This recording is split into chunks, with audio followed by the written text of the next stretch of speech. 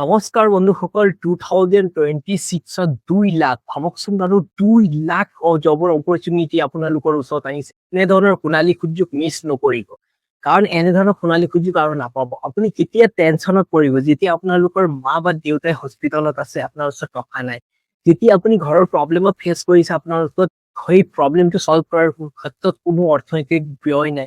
ৰিজনটো কি? আপুনি ইমান সময় আপোনাৰ জীৱনটো ৱেষ্ট কৰি আছে বিভিন্ন ধৰণৰ গেম খেলাত, বিভিন্ন ধৰণৰ অন্যান্য যিবোৰ অলাগতিয়াল কাম কৰাৰ ক্ষেত্ৰত। কেতিয়া বন্ধুসকল ভাবকচোন বাৰু, অসম চৰকাৰে 2 লাখ প্লাছ 2 লাখ চাকৰি এটা প্ৰভাইড কৰিছে। গতিকে ইয়াৰ ক্ষেত্ৰত আপোনালোকে চেষ্টা কৰকচোন বাৰু। ADRE 2.0 ঠিকেই শুনিছে, ADRE 3.0 আহিছে, লগতে আপোনালোকৰ DHS আহিছে। DHS ৰ লগতে আপোনালোকৰ আৰু নেক্সট ভেকেঞ্চি যদি কয় আসাম পুলিচ আছে। গতিকে ইমান এটা ডাঙৰ অপৰচুনিটি আপোনালোকৰ ওচৰত আহিছে, গতিকে মিছ নকৰিব। এই চান্স মিছ কৰিলে বহুত ডাঙৰ এটা মিছ কৰা হ'ব। ইয়াৰ ক্ষেত্ৰত মই আপোনালোকক বাৰে বাৰে কৈ দিব বিচাৰিছো যে আমাৰ চেনেলত মই টোটেলি ফ্ৰীকে আপোনালোকৰ লাইভ ক্লাছ ষ্টাৰ্টিং দিম। মেথছৰ লগতে বিভিন্ন ধৰণৰ GK ৰিজনিং নলেজবোৰ শ্বেয়াৰ কৰিম, টোটেলি ফ্ৰীকে দিম। কোনো ধৰণৰ একো এটা ফিজ নলওঁ, যাতে বন্ধুসকলৰ হেল্পফুল হ'ব পাৰে। আৰু এই চেনেলটো মেইনলি আপোনালোকৰ ক্ৰিয়েট কৰাৰ ৰিজনটো হৈছে যে যিসকল নিবনুৱা বন্ধুসকল আছে, তেওঁলোকে বেচ ল'ব পৰা নাই, তেওঁলোকক মই ফ্ৰীকে কচিং দিম আৰু ফ্ৰীকে ক্লাছ কৰাম। গতিকে এই চেনেলটোৰ লক্ষ্য উদ্দেশ্য সেইটোৱে যে টাৰ্গেট 3.0 যোনটো আপোনালোকৰ ADRE হ'ব গৈ আছে, এই 2 লাখ চাকৰিৰ পিছত আপোনালোকৰ নেমটো কেনেকৈ সোমাব পাৰিম, সেই ক্ষেত্ৰত আপোনালোকক মই সাৰ্বাংগিক বিকাশৰ ক্ষেত্ৰত আপোনালোকৰ চেষ্টা কৰিম। ইয়াৰ ক্ষেত্ৰত পোনপ্ৰথমে আপোনালোকৰ 2.0 যদি বহুতে কেণ্ডিডেটে কৰি ৰাখিছে, তেওঁলোকক আপোনালোকে ইণ্টাৰভিউ বহুত আছে, আপোনালোকে চাব পাৰে। যদি ভাবিছে মই 3.0 কোৱালিফাই কৰিম, ফাৰ্ষ্টত আপোনালোকৰ চিলেবাছ পেটাৰ্ণ, যিকোনো গভৰ্ণমেণ্ট জবৰ ক্ষেত্ৰত আপোনালোকৰ চিলেবাছ পেটাৰ্ণটো মাষ্ট বি ইম্পৰ্টেণ্ট হৈ থাকিব। চিলেবাছটো কমপ্লিট কৰিলেহে আপোনালোকৰ 100% আপোনালোকে কোৱালিফাইড চান্স আছে। কিছুমান কেণ্ডিডেট আছে যিসকলে কি কৰে, ধৰি লওক নটিফিকেশ্যন এমাহ মান বাকী আছে, এমাহ ধৰি লওক 15 দিন মান আছে, যেতিয়া পঢ়া ষ্টাৰ্ট দিয়ে। ইমান স্পীডত, ইমান সোনকালে আপুনি ভাবকচোন বাৰু, ইমান এটা ব্ৰড চিলেবাছ কেনেকৈ সফলতা অৰ্জন কৰিব।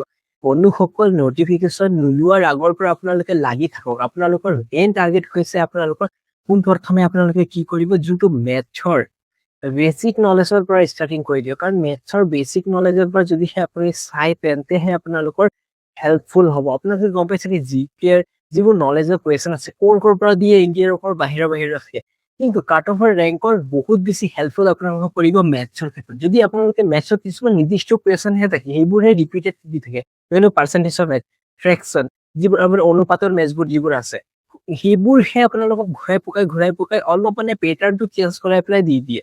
গতিকে মেথছত ইমান এটা টাফ নহয়। আপোনালোকে জাষ্ট চিমিলাৰলি বস্তুবোৰ মানে ৰিলেট কৰি পঢ়িবলৈ চেষ্টা কৰক, ঠিক আছে না। পোনপ্ৰথমে আপোনালোকক মই বাৰে বাৰে কৈছো, যদি ভাবিছে মই 3.0 যোনটো ADRE কোৱালিফাই কৰিম আৰু 2 লগতে DHS আসাম পুলিচৰ জবৰ ক্ষেত্ৰতো কোৱালিফাই কৰিম, তেতিয়া আপোনালোকৰ অল্ড কুৱেশ্যন পেপাৰ, ঠিকেই শুনিছে, অল্ড কুৱেশ্যন পেপাৰটো কালেক্ট কৰা মাষ্ট বি ইম্পৰ্টেণ্ট। আপোনালোকে অল্ড কুৱেশ্যন পেপাৰটো কালেক্ট কৰিবই লাগিব।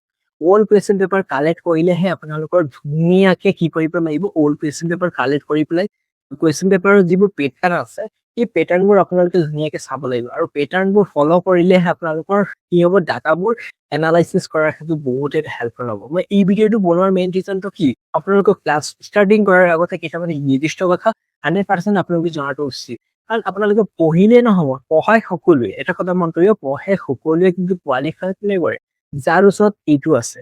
এনেই কোৱা নাই, এইটো কথাটো মন কৰিব। মানে আপোনালোকৰ টেকনিক লাগিব। পঢ়াটো মানে বহুত এনেই চিৰিয়েলি পঢ়ি গৈ থাকে, কিন্তু পঢ়িলে নহ'ব, আপোনালোকে টেকনিকেলি পঢ়িব লাগিব।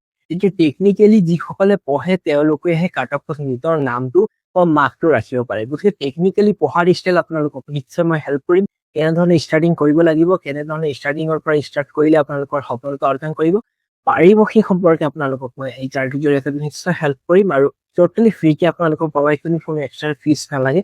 আৰু টোটেলি ফ্ৰীকে ইউটিউবত আমাৰ চেনেলটো পাই যাব। আৰু এই নতুন চেনেলটো আপোনালোকে ছাবস্ক্ৰাইব কৰি দিব, যাতে আপোনালোকক মই ভিডিঅ'বোৰ প্ৰভাইড কৰিব পাৰোঁ, তথা আপোনালোকৰ 100% 2 চাকৰিৰ ভিতৰত আপোনালোকৰ নামটো মই সন্নিৱিষ্ট কৰিবৰ কাৰণে এটা অহৰহ প্ৰচেষ্টা কৰিব পাৰিব। মই হেল্পহে কৰি দিম, মেইন টাৰ্গেট পাই আপোনালোকে কৰিব লাগিব। আপোনালোকে ৰেডি থাকিব লাগিব। যদি প্ৰিপাৰেশ্যন নকৰে, আমি কেনেকুৱা সফলতা অৰ্জন কৰিব। 2 দিন ভিডিঅ' চাইছে, 3 দিনত বেক। এটা কনচিষ্টেঞ্চি মানে আপোনালোকৰ কি বুলি কয় এটা, সেইটো আপোনালোকে মেইনটেইন কৰক। এটা ডিষ্টেঞ্চ যেনেকুৱা থাকে নহয়, আপোনালোকৰ মানে পঢ়াৰ ষ্টাইলটো এটা মেইনটেইন কৰক।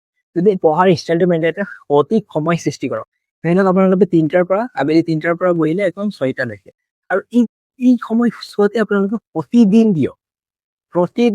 এদিন নহয় যে 1 ঘণ্টা পঢ়িলো আকৌ 2 ঘণ্টা পঢ়িলো, এইটো নহয়। এটা সময় নিৰ্দিষ্ট ওলাই দিয়ক আৰু প্ৰতিদিনে সেইটো সময় দি পেলাই আপোনালোকে চেষ্টা কৰক। যদি সফল নহয় মোক কওক, কাৰণ 100% চিয়ৰিটি দি ক'ব পাৰি, যদি এটা শিলক আপোনালোকে হাতুৰিৰে প্ৰতিদিনে কোবাই এদিন হলেও শিলটো ভাঙিবই। ঠিক তেনেদৰে আপোনালোকে যদি চেষ্টা কৰি থাকে, কি বস্তু এডিআৰই, কি বস্তু এডিআৰই আপোনালোকে এপিএছচি কে ইউপিএছচি পৰ্যন্ত কোৱালিফাই কৰিব পাৰিব। আচল কথা আপোনালোকে প্ৰেক্টিচ আৰু ৰিভিজন নকৰে, সেইটোৱে ৰিজনৰ ফলত আপোনালোকে